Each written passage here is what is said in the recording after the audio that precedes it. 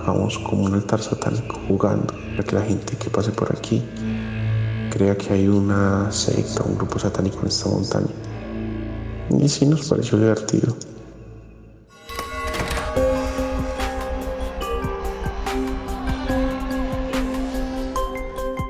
La puerta tras los símbolos.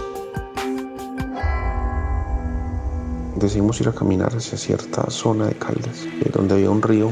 Decidimos caminar por el río porque nos facilitaba poder retornar sin temor a perdernos. Recuerdo que íbamos caminando por el río y en algún punto llegamos a una cascada bastante alta. Y yo sentí que era posible escalarla, pero mis compañeros, Fabián, Esteban, Juan Gui, les pareció muy peligroso. Entonces decidimos que íbamos a escalar por el borde de la montaña para poder subir nuevamente arriba a la parte alta y volver y enrutarnos sobre el río. En la medida en que empezamos a caminar y escalar, no, fue imposible coronar la parte alta de la montaña, porque habían pequeños abismos, habían piedras lisas. Entonces, en lugar de dirigirnos hacia la parte alta de la montaña, cerca del río, nos alejamos muy hacia la izquierda y empezamos a adentrarnos finalmente en una pinera. Entonces decidimos que ya no había más que hacer, que íbamos a caminar entre la pinera y que algo encontraríamos y de alguna forma retornaríamos. Recuerdo que en algún punto empecé a sentir ya hambre y les dije a los muchachos que buscáramos un lugar donde almorzar, pero era una pinera muy espesa y había llovido relativamente hacía poco, entonces era muy húmedo el lugar, muy mojado todo. Entonces nos demoramos bastante en encontrar por fin una manga en medio de la pinera. Recuerdo que cuando encontramos la manga, en algún punto de la manga había una roca relativamente grande, lo suficiente como para que nos sentáramos los cuatro a almorzar. Empezamos a comer. Creo que yo fui uno de los primeros en que terminó, y empecé a caminar sobre la manga y noté algo muy extraño. En ese instante, más bien diría yo que curioso, y era que habían cortado toda la pinera y habían formado lo que a mí se me parecía era una especie de triángulo. Me pareció como bastante curioso ese lote triangular. Recuerdo que cuando empecé a caminar sobre la manga encontré un esqueleto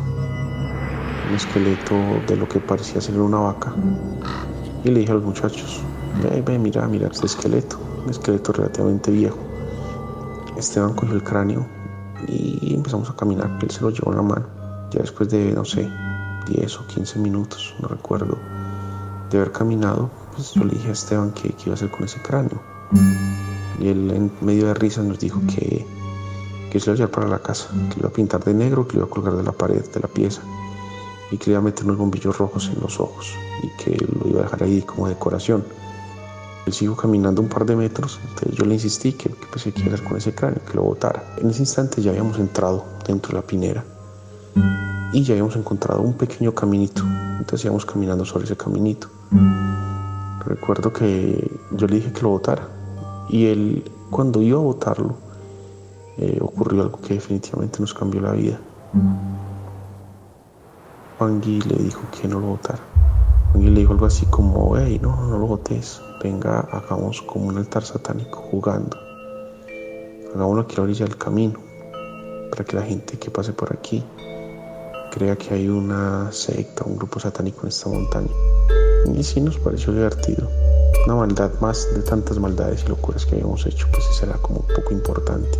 Empezamos en la misión de hacer este altar. Primero buscamos un lugar medio llanito hacia la orilla del camino.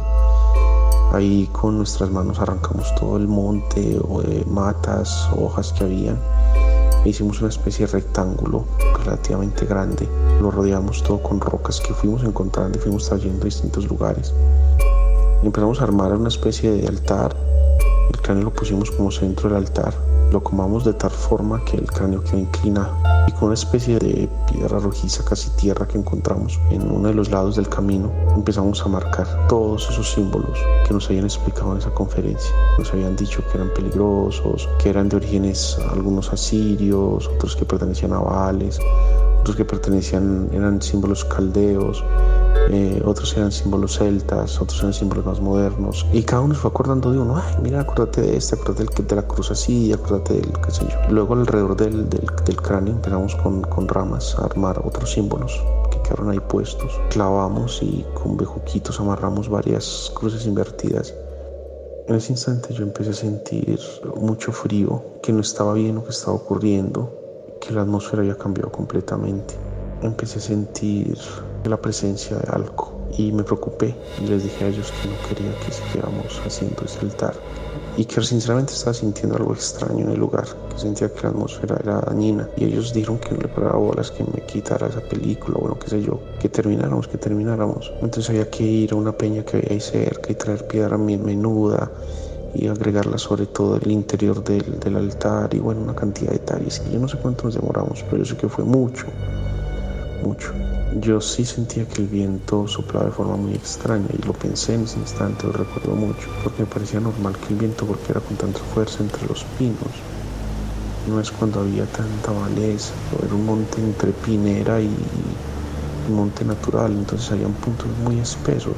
Entonces no entendía por qué venteaba de esa forma. Bueno, el hecho fue que terminamos, empezamos a caminar, salimos del camino y el camino se convirtió en una pequeña carretera. Y recuerdo que en algún punto sentí mucha sed y encontramos en la parte inferior de la carretera un tanque donde bebían vacas agua. Entonces bajé con Esteban.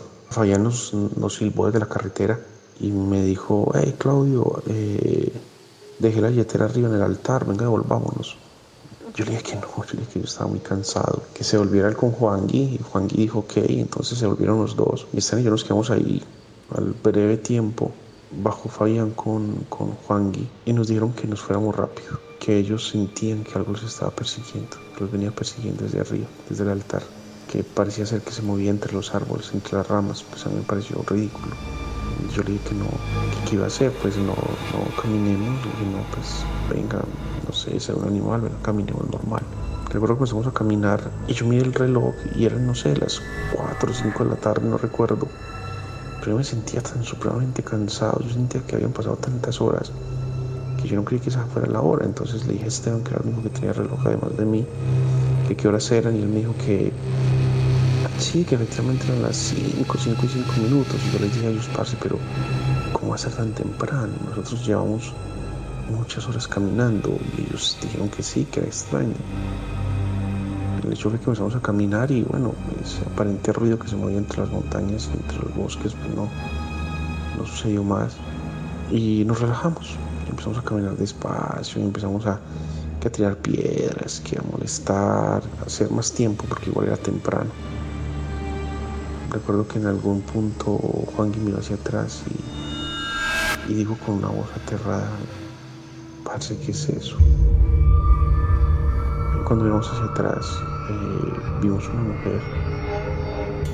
El pelo era gris y blanco, erizado, totalmente erizado, muy abundante. En lugar de una ropa normal, él tenía como unos harapos, como si fuera un trapeador.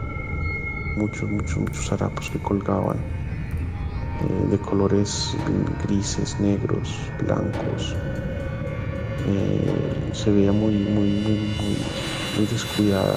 Yo no recuerdo haberle visto los ojos. O sea, por más que estuviera algo lejos, pues uno al menos ve lo que parece, si esa es la silueta de unos ojos. Pero no, era ahí la piel. Como si estuviera ciega o como si le hubieran sacado los ojos. Y estaba sonriendo. Pero una sonrisa como fingida y muy grande, muy anormal. Yo recuerdo muy bien eso. Yo recuerdo que a mí se me heló la sangre y sentí mucho miedo porque yo sabía que eso no era normal, porque yo sabía que esa no era una mujer o una campesina, una loca.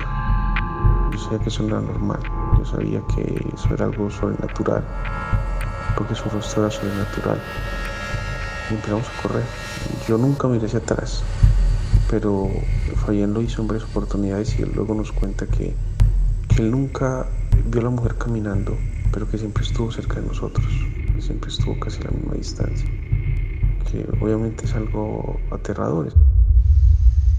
Terminamos de bajar por la carretera, llegamos a un pequeño valle y solamente había que cruzar el puente sobre el río por el cual habíamos iniciado la caminada y ya entrábamos más o menos a una vereda con algo de casas o de gente.